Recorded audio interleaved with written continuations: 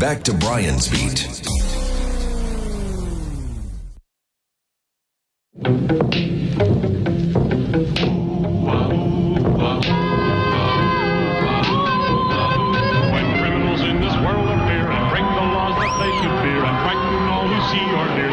Of both far and near for underdog, underdog, underdog, underdog. Speed of lightning, roar of thunder, fighting all thunder, underdog, underdog, underdog. Maybe that's who they need to call into Aurora, Colorado. I did some looking during the news, and I did find one story. It comes from one of the TV stations out. I believe it's a Denver TV station. Aurora, Colorado, KKTV. Multiple 11 News viewers have reached out asking for coverage on Venezuelan gang activity in Colorado. 11 News does not have the copyright clearance. Okay, boy. To share a video that has been circulating on social media, but our news partner CBS Colorado has been releasing some of this. Woo. So I see now what folks are talking about. First of all, the complex does not remind me of Melville Towers. It's a bunch of group. Best that I can say that it reminds me of might be the housing development off, I believe, Park Street and Liberty Street in that area. That's a little of what I see here, but that's about it. I don't know that much about this story, but it's out there, and certainly it can be confirmed that it is happening. I have no idea. I think the story, at least one version that I looked at, I didn't have enough time to print it off, but it mentioned that the mayor of Aurora is trying to do, as that saying goes, something about what's going on. I really don't know, but there's no ifs, ands, buts about it. That story is out there. All right, let's hear from you. 508-996-0500. Hello. Hello. Hello. I watch many news items on TV on different channels. I don't say, well, this one's fake and this one's real. I watch them all and make a judgment myself. They're not showing so much of this one because I think Fox was covering it a lot. And when I saw those men going up those stairs of that apartment, and the lady had like so many locks, they just hammered. They didn't care about the noise. They intimidated everyone. And the news mentioned that the building managers were so intimidated they left. And these people are in charge, and they collect the rents. And you need, like, SWAT members to go in there. These are big, bad dudes. I mean, they were with a gun over 2.5 feet long. This rifle kind of looked like a machine gun. So, I haven't seen the story, but nothing about the Aurora, Colorado police, or I assume that Colorado has state police. Nothing about them? They mentioned that the police, this was a private problem because I think these people actually live in one of the apartments, and as everyone's moving out, they're moving more of their friends in, these gang members. And people are just leaving. Well, I guess, look, I get that, but a crime's a crime's a crime, and that's what so-called peace officers are supposed to be fighting. Oh, these people look like the police would be even afraid of them. That's an interesting comment. Yes, and also all the cities that were burning and rioting and statues of private property, public property of the United States was taken down, and there was no charges.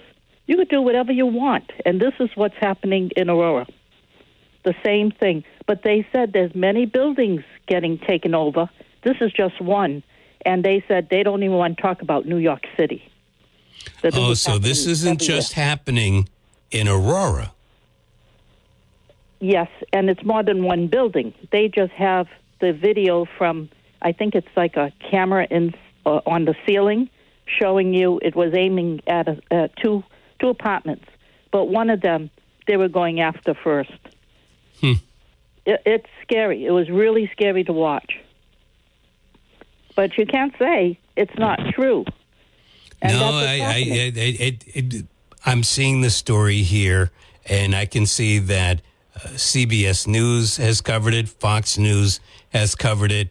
I'm not surprised how this got started, though. It started on social media, and that's very similar to, the National Enquirer. Remember how that was a junk magazine? Why would you read something like that? But a lot of stories used to start in the National Enquirer, and then they finally, those stories made it to the big magazines, New Yorker and whatnot, once they were proved to be true. The National Enquirer had a lot of true news, but if you can knock down the news, if you can say the news is fake, you don't believe that magazine. That Enquirer, I knew people living in England, and they said, yes, a lot of that stuff is true, but they can make it like it's a junk magazine.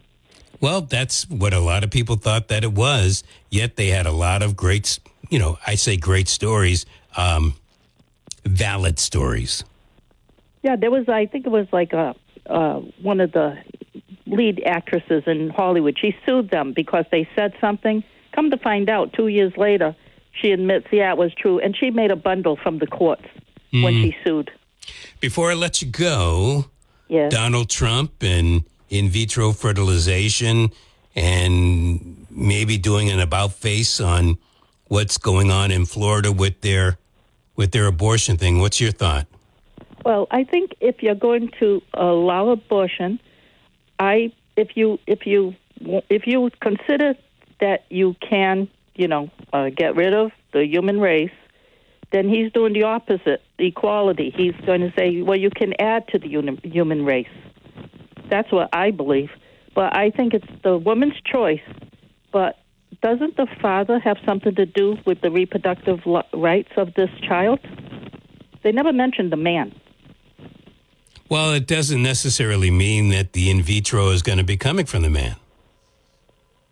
Excuse me when I say let me try that again. It doesn't mean that it's the husband or significant other's sperm. It could be coming from somebody else. Right, but it's very expensive. I mean, a lot of things are expensive.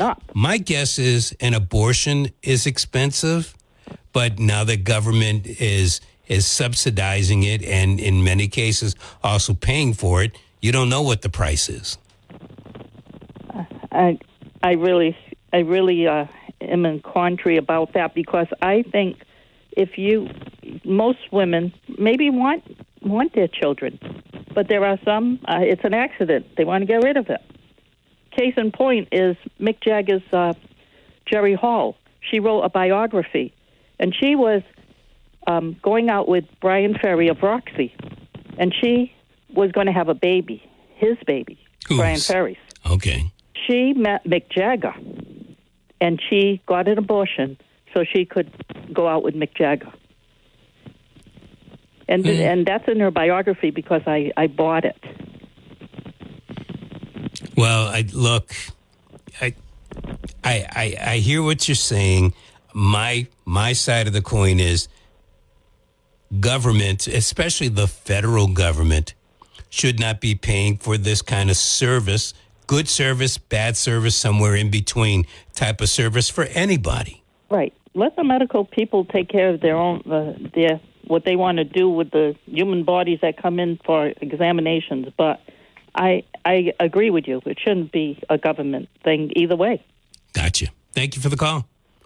I do appreciate it. 508-996-0500. Even the experts, according to the Boston Globe, even the experts are reacting to Donald Trump's pledge to make IVF free for everyone. How's he going to do it? How's it going to be funded? Now, here's where I've got to start hoisting the yellow flag. Trump did make a statement that he would either get the government to pay for it or the insurance companies to pay for it. Now, if you are the insurance companies who fund a lot of congressional campaigns as well as state campaigns and presidential campaigns, you're listening to this and you're thinking to yourself, so this guy who wants to be president thinks that we're going to pay you. Who's he think he's talking to? Mexico? All right, let's get back to your calls. Hello. Good morning. Good morning.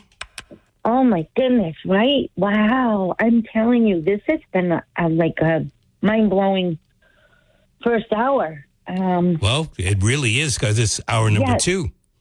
Right? I know. Like, bam, we're here already into hour 2. So I'm going to hit all things real quick, and then I'll get off. I'm going to try to get it all out. Get it all out, baby. Come on. Yeah. Okay. So as far as Freestone closing, LaFrance is downtown now. So LaFrance is Marriott. He owns all that in White of Westport and whatnot. So if I imagine with him being down there now at those new apartments that are probably going to be for businessmen, whatnot. Yeah, I could see a lot of other businesses, property taxes going up. For the business owners. So I don't know. I just worry about LaFrance coming into the downtown area. Well, they're already on the waterfront over at Merrill's. Right. Well, so why worry about them coming downtown? Because they're doing apartments in the downtown city. This isn't a hotel. This is an apartment building that they are going to start building. Okay. I come back to you. What's the problem? Because the rents that they want is already put out there. They want $2,500 for 2-bedroom and $1,800 for 1. So with that kind of money being there, everything around it, everything's going to go up. You know this. I'm not arguing that, but I guess I would say this to you. I think you're right. Everything is going to go up, but whether it's LaFrance doing the work or Run Amok Joe. So prices are going to go up. When they get in, they're going to get in even more. So I worked for them. He will go. He will go. He will go for more. But I don't want to stay stuck on this. I just wanted to, put that out there. Okay. And I feel sad that like a Band-Aid. Don't want to stay stuck. Right. Let's not. Oh, fine. You remember. You know what? You got great buffers. I always say that to you, but you really do. And Pinky of the Brain, I loved that cartoon. That was cool how you opened your show with them. But the whale found on Westport, that's sad. They say we only got 300, and 3 females have been found dead within the last 6 months, and I don't know what this is a female or not, but yeah, that's sad, and can't help but you wonder what are they ingesting? Is it from the wind turbine or what's going on? I got to tell you, that's what went through my head. Does this have anything whatsoever to do with those turbines? And somebody got off course and boom, they landed on shore. And then like the way they're eating, the way they eat, maybe they ingested a lot of that plastics, but it's definitely something possible. Because this is like the third one, if I believe right, within 6 months. And the other 2, maybe even 3, this could be the 4th one, were females. So we're losing the females. So I just wanted to, boom, so I got that out there. And the health insurance, I don't see how, like, my insurance, I pay $350 a month. That's a lot of money for me. if he makes the health insurance do this, that is going to increase our health insurance costs because this is a very expensive thing. And to enforce the insurance companies to do this, and besides, it doesn't take the first time. So what is he really covering? Is he going to say, oh, because it usually takes 3 to 4 times? You know? So I'm real worried about this. I don't. So are you worried about the insurance costs, or are you thinking at all that this is what a presidential candidate is coming out and stating after the Democratic candidate made similar statements? I'm just worried that they're using us as a promissory note. Oh, of course.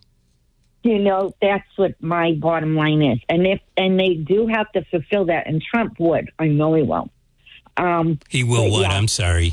Fulfill what? He probably will make it free, but he won't. He hasn't stated, like, hopefully there's a debate and some news, whoever's going to do it, is going to ask that question. How much is the insurance going to cover the cost? Like, how many times? Because it doesn't take the first time. I've heard a lot of stories about this. I know everybody out there has heard stories about this. But so that's all I'm saying. I can't see, because our insurance will go up. Because if he says, like, no matter how many times it'll be covered, like, there's got to be a limit. So I guess I come from the side of the street. He can say the insurance companies are going to cover it, but he can't force the insurance companies to cover it. And Congress, you know, who knows what makeup the Congress is going to be, they would have to pass a law in order for it to be covered. Now, they may or they may not. I can see the insurance companies saying, boom, okay, we'll go right to the courts.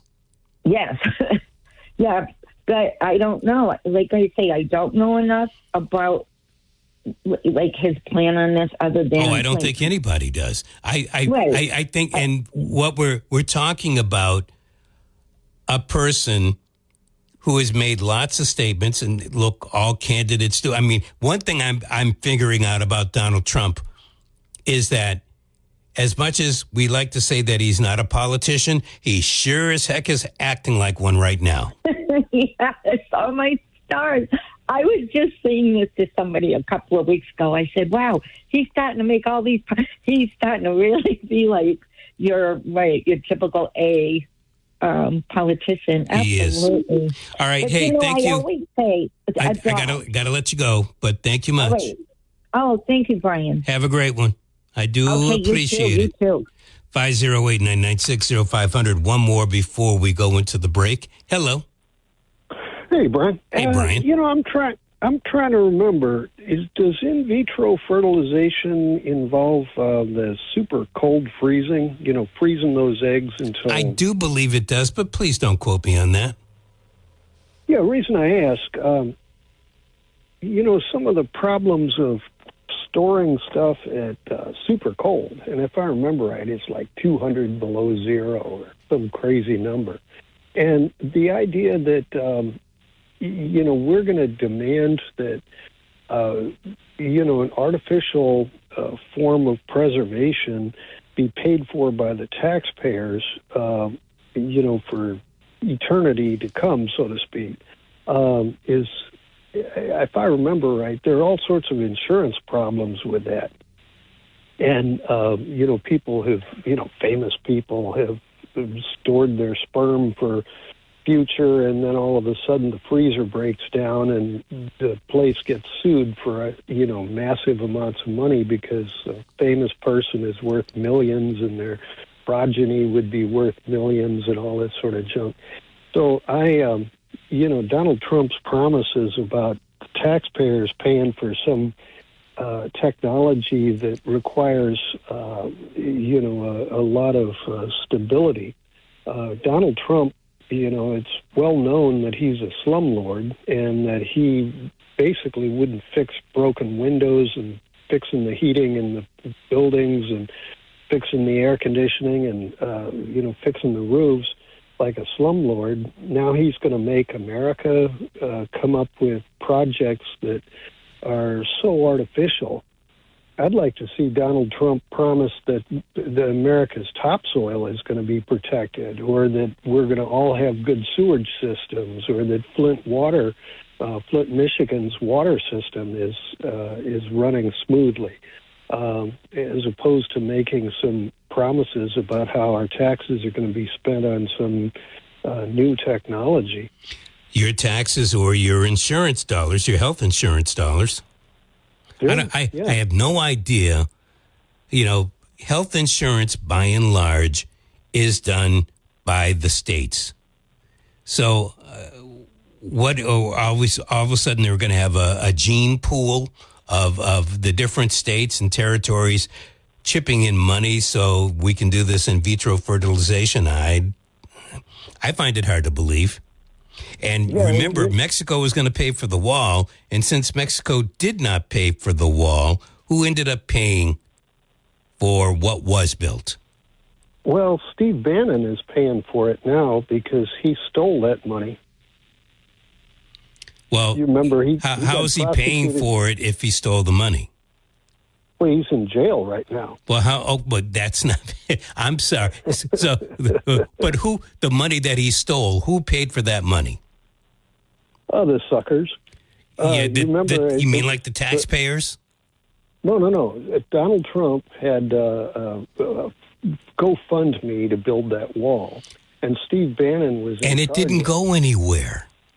Right, yeah, they built a wall that fell over in a windstorm. What I'm getting at is the monies that were sucked out were paid by the taxpayers. No, I don't. That GoFundMe was only a portion, and a minute portion. It wasn't billions of dollars. Well, that's right. Yeah, there are different parts of the wall because that's 1,700 miles long. But it never got that far. Well, I think that there's 150 or 450 miles of wall. Well, I don't even think it's that much. But in any case, taxpayers did take a loss because there were sections. For example, down in Texas, they had a wildlife sanctuary that's exactly on the Rio Grande. And to run a wall through that would have basically made it impossible for those critters to go get a drink of water in the hot sun. And so Donald Trump made a point of decimating that sanctuary in order to build the wall. But I don't think it ever got built. So they did all the bulldozing, but they didn't actually build the wall, and they decimated a sanctuary. Right. So and I would keep going on this particular subject, but I want to keep it. I got to keep it on the IVF because he says it. I don't know if I'm Stormy Daniels and Donald Trump said, "Oh, don't worry, I took the pill." I think I'd have some question marks. But who am I? All right, man. Thanks for the call. I do appreciate it. Let's take a brick one, and then we'll come back after the brick, and then we'll take some more of your calls. 508-996-0500. Brian on Brian's Beat. If you're spending less than $20 a month for prescription drugs, great. If not, then our monthly fee RX service might be a good option for you. Check for yourself at monthlyfeerx.com. According to CBS News, welcome back to Brian's Beat, first of all. According to CBS News, Trump says Florida's 6-week abortion ban is too short. Former President Donald Trump is facing criticism from some conservatives over comments to NBC about an amendment on the ballot in Florida to overturn a 6-week abortion ban, saying that 6 weeks is too short.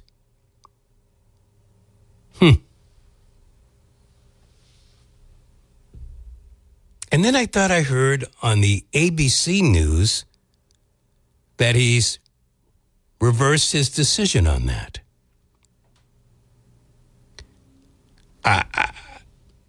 If you're contemplating and I do mean contemplating. There are folks that are gonna vote for Donald Trump no matter what, and there are folks that are not going to vote for Donald Trump no matter what. But if you are one of those trying to put one leg over the fence, and you got those pointy things getting ready to jab you in the you-know-what, you got to be thinking, wow. So is he going to vote for keeping the abortion ban, or is he going to vote against it? Who is this Donald Trump? I don't know this Donald Trump from the guy that I almost voted for in 2016 or almost voted for in 2020. And then on the campaign trail, candidate Trump is pledged, I should say, to make in vitro fertilization free for everyone. Well, it's not free for everyone. It's free for women. Oh, I suppose it could be free for guys, though, if you're freezing your sperm for whomever.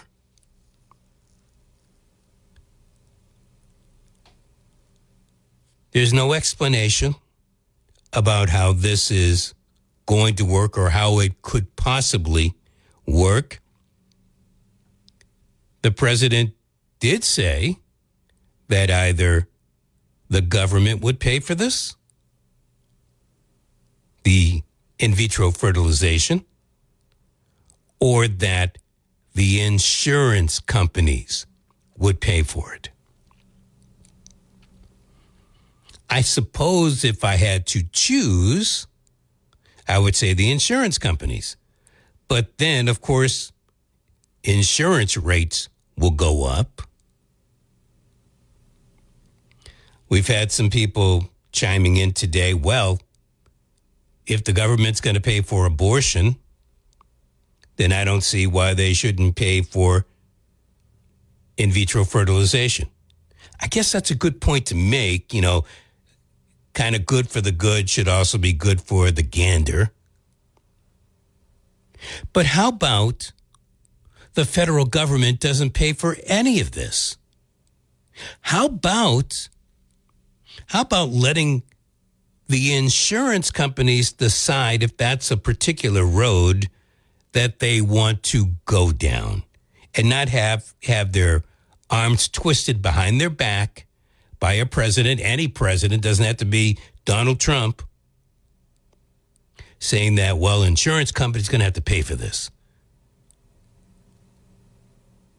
I mean, if it's all that important, I would think insurance companies would really want to cover it, or at least set up some type of competitive advantage for themselves by getting involved in something like that. Is it a higher risk? Yes, it is. But you know what? My guess is, with underwriting the way that it is and marketing the way that it is, that there will be one or two insurance companies that would figure out a way to do it and be very competitive about it. And they would convince women to be interested in going with their insurance company. That's what I think. Maybe I'm really off on this. But I notice when you let the market system come up with different ideas, they usually do. 508-996-0500.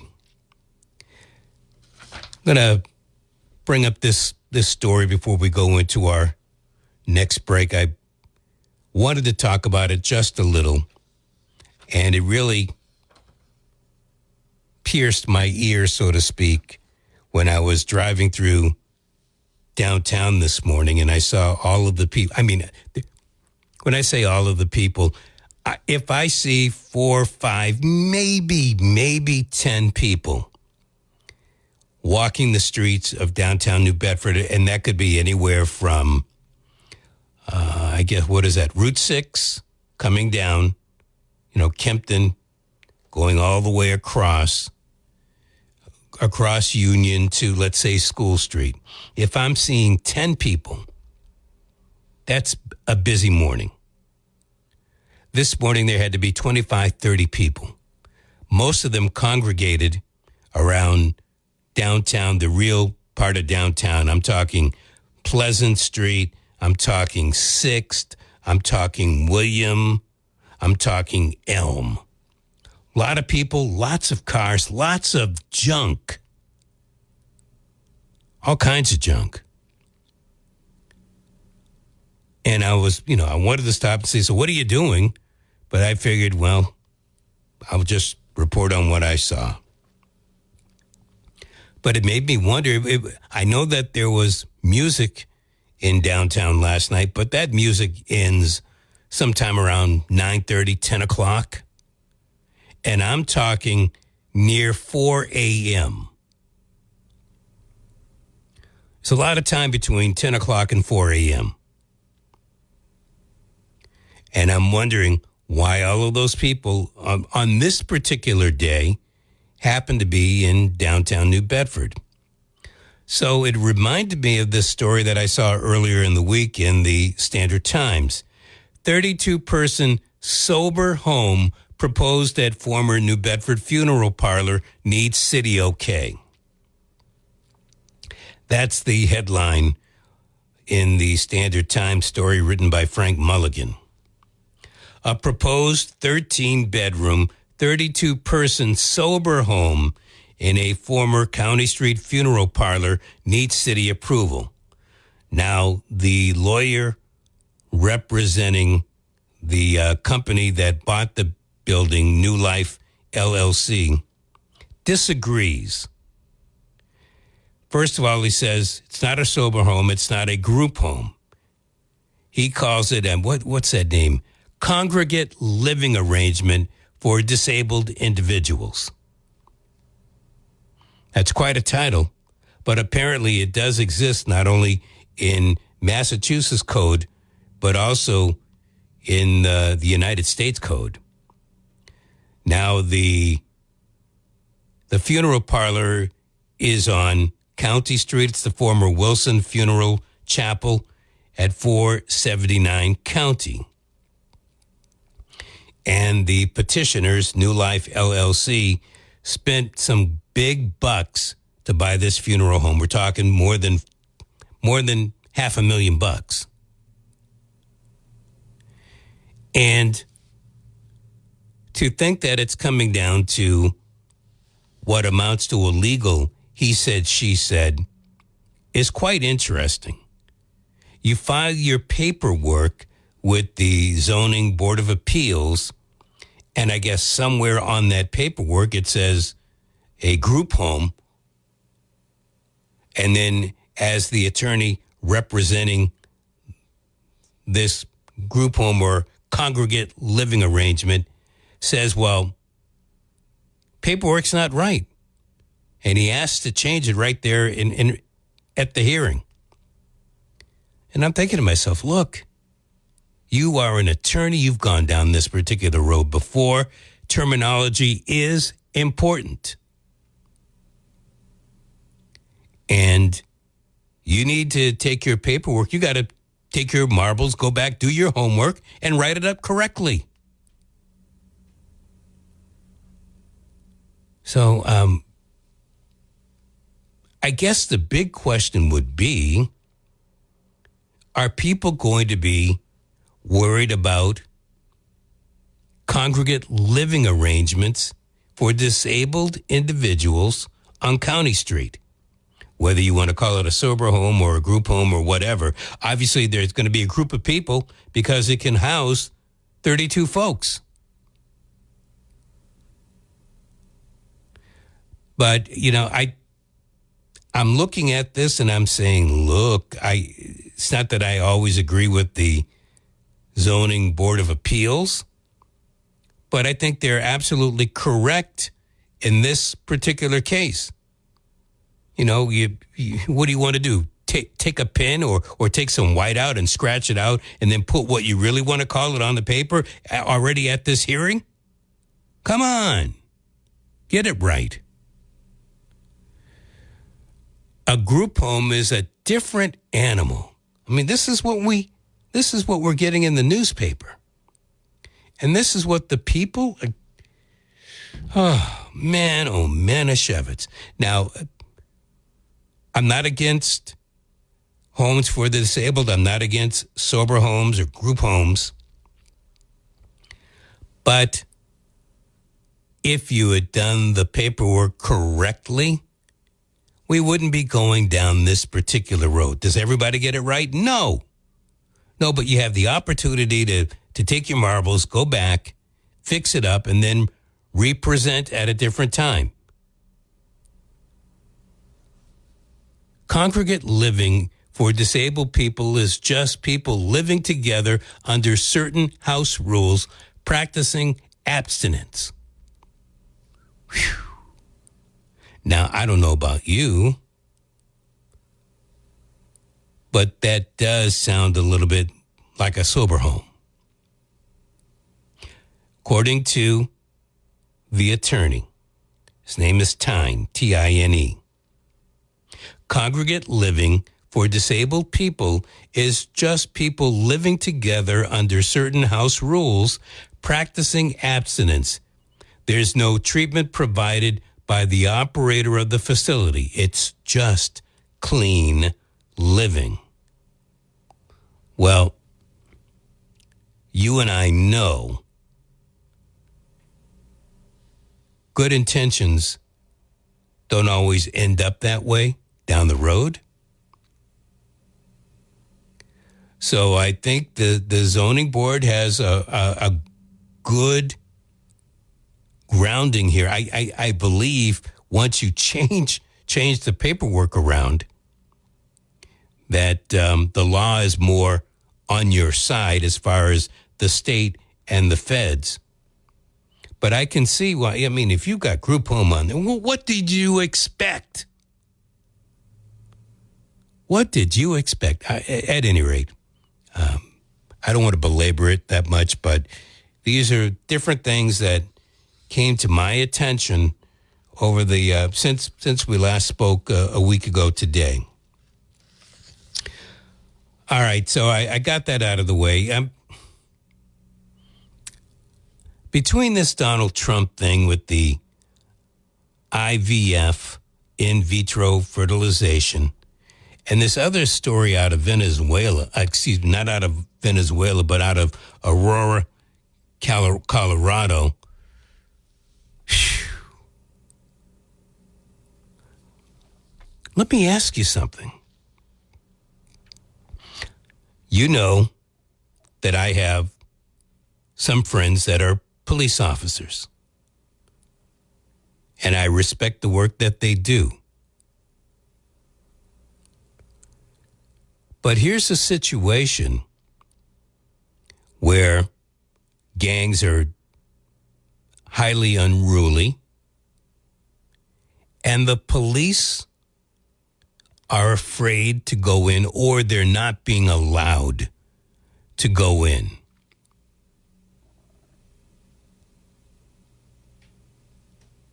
What runs through your head? Look, I want them to go home to their family each and every night.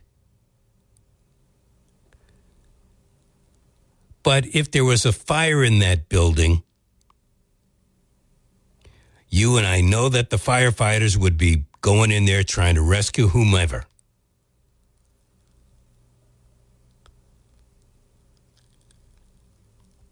Doesn't Aurora, Colorado, don't they have SWAT teams? Don't they have the National Guard?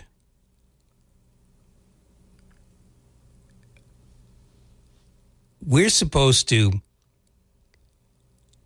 go up to the police and let the police know when there is wrongdoing going on. Violence, rape, which would certainly be violence. We would report that kind of stuff. And yet, for whatever the reason, I'm not trying to say that the police have made a conscious decision not to go in. It may be an order coming from higher up. I don't know. I do know from the little bit that I have read and seen about this story from Colorado that the police aren't really putting up much of a presence with these gangs.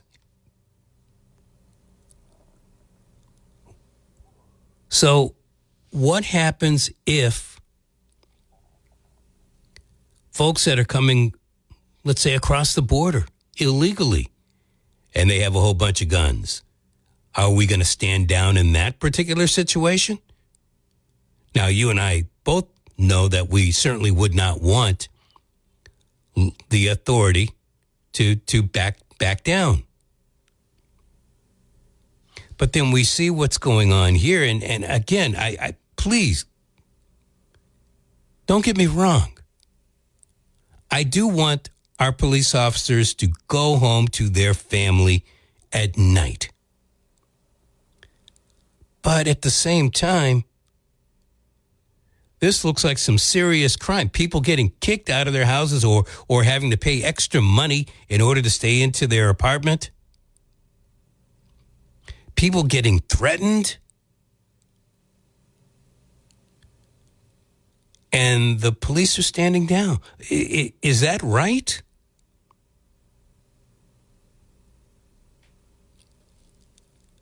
Is that a policy that you would accept in your hometown, in Westport, Dartmouth, Acushnet, New Bedford, Fall River, Fairhaven, Rochester? Is this the kind of behavior? Is this what we should expect? And if that's what we should expect, maybe we need to change the gun laws so at least the yous and me's can protect ourselves. I don't know if this is chaos that's going on in Aurora, Colorado, but it sure sounds like it. It sounds like a very scary situation. Imagine being the people that live in these apartments and they're getting their doors kicked in, bolted down, sawed open, whatever the case may be. And the folks are getting kicked out. You got until X hours to get out of here. Or you see what's going on to that car, how damaged or bullet holed it is. That could be you. And law enforcement can't or isn't doing anything about it. Somehow there is something wrong with that story. And I'm going to get to your call in just a second. There is a statement from the city of Aurora. It came out yesterday, and I'm just going to read a little bit of it. Yes, we are concerned that there is a small gang presence in Aurora, and we have been taking it seriously. We have responded. We have made arrests. We will continue to make arrests. We will continue to address the problems that the absentee, out-of-state owners of these properties have allowed to fester unchecked. So in other words, you're not keeping anybody on the property to make sure that these unwanted people don't come in or can't get in. Let's hear from you. 508-996-0500. Hello. Brian. Yeah, I was, you were leading up to this. I thought you were going to blame it on Trump, so I'm happy you went another direction. Why would I blame it on Trump? Come on. I don't know. Your show these days has been heavily that direction, but that's for another topic. I'm just talking, about the IVF and whatnot. Well, no, the IVF thing's interesting because that's purely from Tulsi Gabbard's connection to him with this, because she literally talked about it and then he thought about it and the next day he came out with it. And, he's trying to win voters. It's so he is a politician. Agree with it. Well, yeah, I don't necessarily agree with it for a lot of reasons, similar to what you are saying, but, he's sort of separating himself from, the abortion crew versus the pro-life crew, because obviously this is pro-life. And Tim Walz can't really complain because he lied that his family used IVF, so whatever. But on the Aurora thing, it's been interesting because the mayor from Aurora, and I'm not sure who put out that message that you just read, but the mayor was being interviewed by CNN, I think, and the mayor blamed the federal government and basically said they really can't do anything. And I'm thinking, wait a minute. I just want to make sure the mayor blamed the federal government, and then he said he can't do anything? That's right. Yeah. Really? He was live on TV. He was, but your first thing is you have to understand you're dealing with Colorado is a sanctuary state. So when it comes to what they would perceive as anything to do with an illegal alien, they're not going to touch it. So the funny thing for me is my first thing is, okay, well, don't touch it because of that. You're not trying to send them back, but you're not protecting the citizens that live there. I mean, they were showing two families that were moving out, and one of the families that live there is the city councilwoman from Aurora. And she was talking about it, going, I can't believe I'm in siege in my own house. She says, I can't, we don't know which of the apartments are filled with, these Venezuelan gang members because basically they've taken over several complexes. And the fact that the message you just read says, well, it's not the federal government now, it's the absentee landlord. There's a blame. Yeah. But the thing is this is what we elect. Hey, Mayor, down in, Mayor Mitchell, you better make sure you've got enough police, which we don't have clearly, because if your Venezuelan gang group decides to take over an apartment complex in New Bedford, you better sure, have the police there. And you saw that these guys had, were all holding weapons. They were pretty well organized for a bunch of punks. But, you're talking about a gang. Unless you go back to the way it was like in the 30s and you make gangs completely illegal and if you're associated, you're arrested. And that's. But how do you do that? I mean, in the 30s, it was difficult enough, and the gangs certainly ruled the major cities, large cities. But how are you going to do it now? Back then, they just shot them. I'm not advocating that, but if you were in the gangs back then in Chicago, whatever, they didn't take you in to arrest you. They caught you on the street and shot you. So anyway, but we don't have that. We don't have we definitely don't have leadership or fortitude. That's what I got out of. Well, I mean, that's what I got out of the brief statement. That I didn't read the whole thing, but that little 2-sentence paragraph right there, or 3 sentences, explained it well enough. They're not doing anything. Oh, we've made some arrests.